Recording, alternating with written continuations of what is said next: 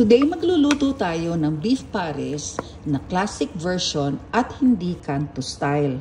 The dish is called pares dahil ang sweet and savory asado style beef ay traditionally paired with garlic fried rice and clear soup. Gumamit ako dito ng brisket, but you can also use other cuts like bottom round or chuck roast. Para malinaw ang sabaw, blanch muna ang meat.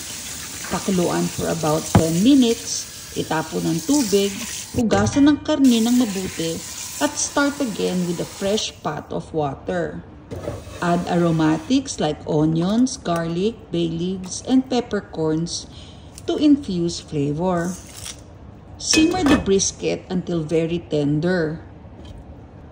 Alisin sa pot, strain ang broth, at mag-set aside ng about 1 cup.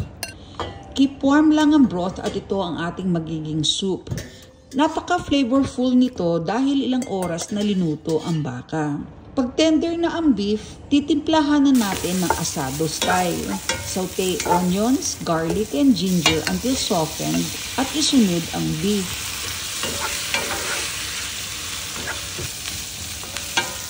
Add soy sauce, ang 1 cup of broth, brown sugar, and star anise.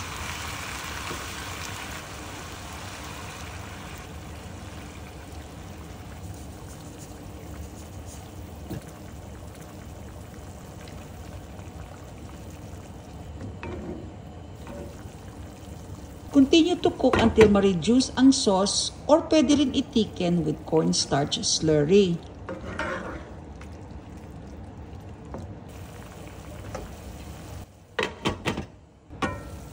Adjust ang timpla with salt and pepper if needed.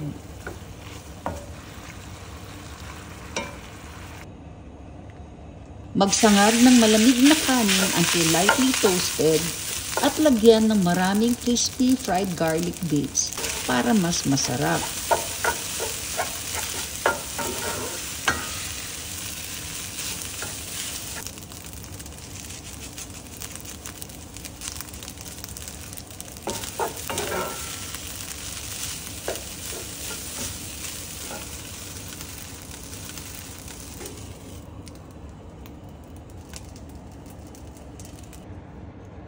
Add scallions sa broth if desired.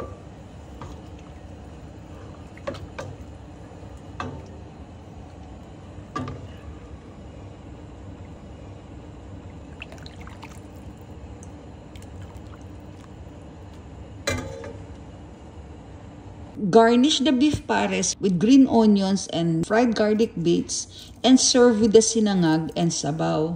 Enjoy!